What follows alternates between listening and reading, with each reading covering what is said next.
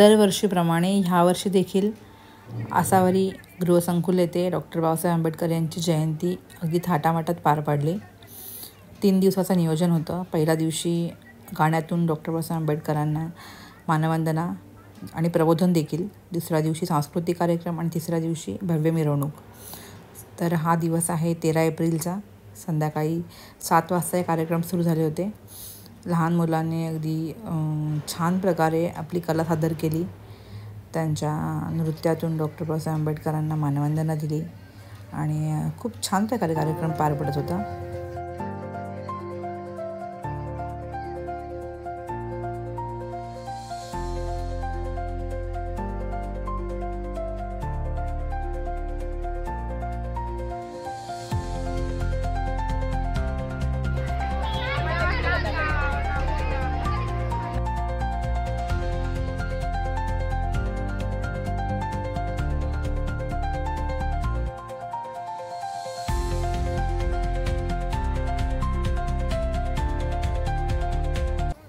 लहान मुलांचे सांस्कृतिक कार्यक्रम सुरू होतेच. त्यानंतर मग आम्ही महिलांनी मिळून एक छोटंसं नाटक सादर केलं. अगदी एका दिवसात आम्ही रंगीत तालीम न करता डायरेक्ट हा स्टेजवर परफॉर्म केला. कायदा, आमच्या नाटकाचं नाव होतं कायदा.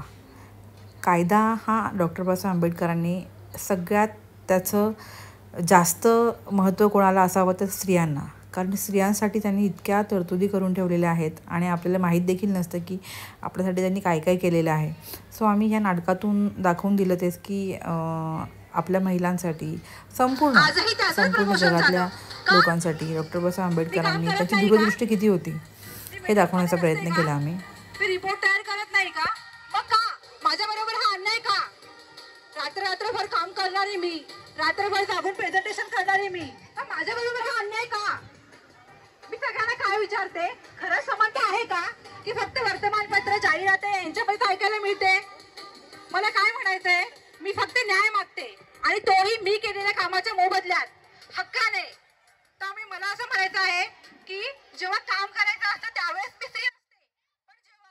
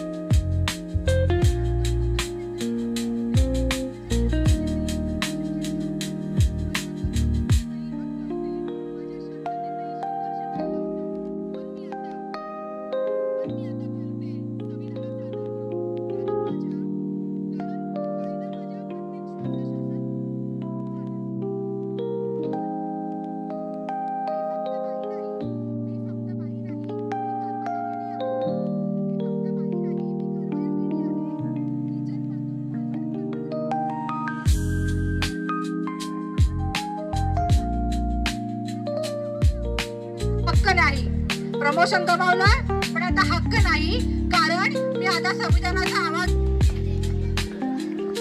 पाहिलत कायद्याची ताकद. हो मी बाबासाहेब आंबेडकर आहे. ओळखलत मला? आज माझी जयंती सगळीकडे साजरी करत आहेत, अगदी प्रेमाने, श्रद्धेने, उत्साहाने. त्यासाठी मी तुमचे खूप आभार मानतो. पण एक प्रश्न विचारू, हा उत्सव खरंच माझ्या विचारांना सुसंगत आहे का? मी सांगितलं होतं, शिका, संघटित व्हा, संघर्ष करा, कारण शिक्षणच आपल्याला खऱ्या अर्थाने सशक्त बनवतं. आज मी बघतोय माझ्या नावाने कार्यक्रम होतात, माझ्या नावाने सभा होतात, माझ्या मिरवणुका काढल्या जातात. पण त्यामध्ये जर जागृती, विचारांची देवाणघेवाण आणि हक्क असतील तर ती जयंती खऱ्या अर्थाने माझ्या तत्वांना अनुसरून असेल. कारण मी नेहमी सांगतो सण साजरे करा पण सजगतेने. आनंद घ्या पण आत्मपरीक्षा नाही करा. उत्सव करा पण विचार सुद्धा जपा. माझ्या जयंतीच्या दिवशी ती फक्त शोभा काढण्याची वेळ नाही. माझी जयंती हा दिवस फक्त शोभा काढण्याची वेळ नाही, तर हा दिवस आहे विचार जागवण्याचा, हक्क समजून घेण्याचा आणि समाज परिवर्तनासाठी एक पाऊल पुढे करण्याचा. आज एखादं मूल जर शिक्षणासाठी प्रवृत्त झालं, कोणीतरी संविधान वाचायला तयार झालं आणि जर आज जसं आम्हाला शक्य झालं त्याप्रमाणे आम्ही हे नाटक सादर केलं. कारण की तयारी अजिबातच नव्हती. मुलांची परीक्षा, जयंतीची तयारी, त्यामुळे वेळ नव्हता मिळत. पण तरी काहीतरी करावं या उद्देशाने मी हा नाटक केला की आपल्या नाटकातून 2-3 लोकांचं तरी प्रबोधन झालं तरी बास, या उद्देशाने मी हे नाटक सादर केलं. आणि मग उजाडला 14 एप्रिलचा दिवस आणि आमचं गाव जवळच असल्यामुळे आम्ही 14 एप्रिलला आमच्या गावी जातो. सो आता गाडीत निघालो आहोत गावी जायला.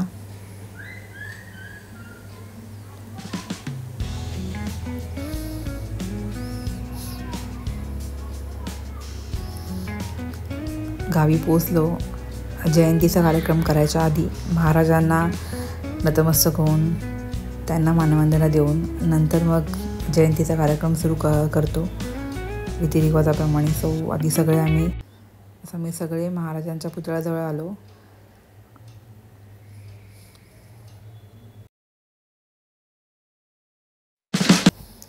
एवढं ऊन लागत होतं, तिथे चालता देखील येत नव्हतं. आम्ही सगळ्या महिला देखील तिथे गेलो, महाराजांना मानवंदना दिली.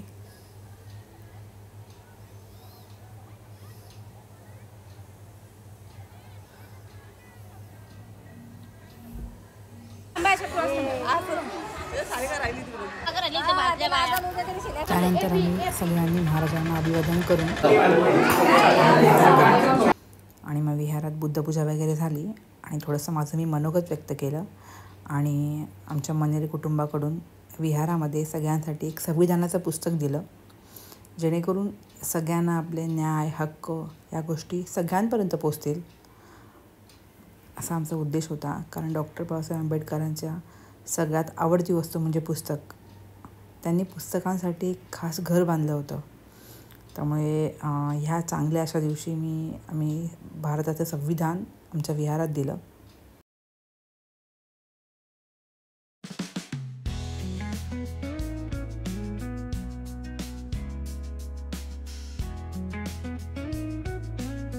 विचार करावा लागतो. असे ज्यांच्या जन्मामुळे आपलं आयुष्य बदलून गेलं. उद्धरली होटीमुळे, भीमा तुझ्या जन्मामुळे मी बोलते, माझ्या अंगावरचे रोमांच माझ्या अंगावर आलेले आहेत. कारण की आपण गावात राहतो, शहरात राहतो, आपल्याला वेगवेगळ्या प्रश्नांना सामोरं जावं लागतं. पण डॉक्टर बाबासाहेब आंबेडकरांचं संविधान, त्यांनी केलेला कायदा जर आपण अनुसरला तर आपण नक्कीच आपल्या आयुष्यामध्ये यशस्वी होऊ. आणि माझ्याकडून मी सौ मोनाली, दिनेश मळे यांची श्रद्धांजली आणि श्री नारायण मळे यांची भक्तीतून आपल्याला सगळ्यांना 134व्या जयंतीच्या माझ्याकडून खूप खूप शुभेच्छा. जय भीम, नमो बुद्धाय, जय श्रीराम.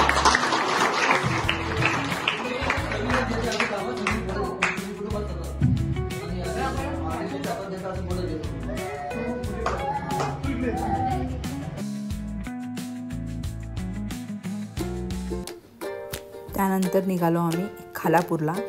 खालापूर हे आमचं तालुक्याचं ठिकाण आहे, अगदीच 5 मिनिटावर आहे आमच्या घरापासून. सो आम्ही सगळे खालापूरला आंबेडकर पुतळ्याजवळ अभिवादन करायला गेलो. हा सगळा आमचा मणेर परिवार आहे.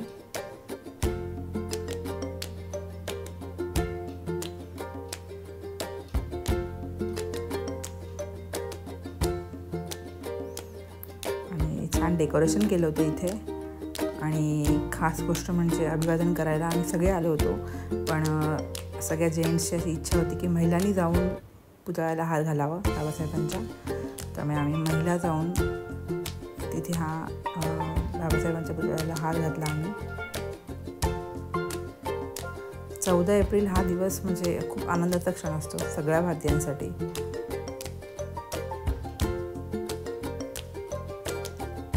आपण म्हणतो की बाबासाहेब आंबेडकरांची जयंती फक्त नाचून नाही तर वाचून साजरी केली पाहिजे. पण हा वर्षातला असा एक दिवस आहे की त्या दिवशी नाचलं पण पाहिजे आणि वाचलंसुद्धा पाहिजे. त्यांनी केलेले विचार, त्याच्यातला एक तरी विचार आपण दरवर्षी अनुसरला तर खरंच त्यांनी पाहिलेलं स्वप्न लवकरात लवकर पूर्ण होईल. आणि मग तिथेच आमचं सुरू झालं फोटो सेशन. कार्यक्रम कोणताही असू दे, फोटो तर हवेत, कारण की फोटोमध्ये आपल्या खूप आठवणी असतात, भावना असतात फोटोमध्ये. आणि पांढऱ्या शुभ्र कपड्यांमध्ये सगळं उठून दिसत होते.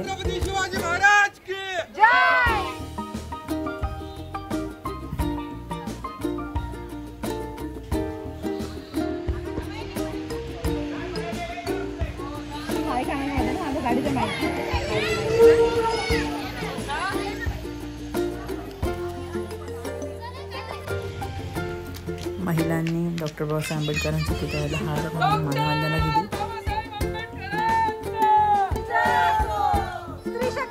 महिलांसाठी खरं डॉक्टर बाबासाहेब आंबेडकरांचं योगदान इतकं आहे ना की कित्येक गोष्टी आपल्याला माहिती देखील नाही आहेत. पण त्या डॉक्टर बाबासाहेब आंबेडकरांची दूरदृष्टी किती होती, माहीत होते या सगळ्या गोष्टी पुढे घडणार आहेत. त्यांनी आधीच सगळी तरतूद करून ठेवली होती. आणि खरं तर त्यांच्यामुळे आपण फक्त चूल आणि मूळ करत नाही होत, तर आपण पुरुषांच्या खांद्याला खांदा लावून बाहेर फिरतोय, जगतोय. किती जन्म घेतले आपण त्यांच्या खरंच फेडू शकणार नाही आहोत.